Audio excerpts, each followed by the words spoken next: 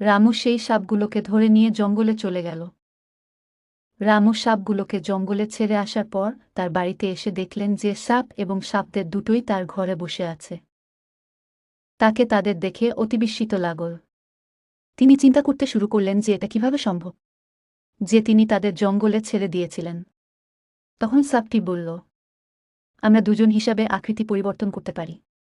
আপনি আমাদের জীবন বাঁচানোর একটি মহান কাজ করেছেন। আমরা আপনাকে ধন্যবাদ জানাই। সে রামুকে সোনার ডিম দিয়ে বললেন, রামু, এই সোনার ডিম কখনোই শেষ হবে না। এখন তোমার বাড়ি সর্বদা টাকার ভরপুর হবে। এটা আমাদের শুভেচ্ছা। এবং সেই কথা বলতেই অদৃশ্য হয়ে গেল আকৃতি পরিবর্তনকারী সাপ এবং সাপসমূহ। পরবর্তী দিনে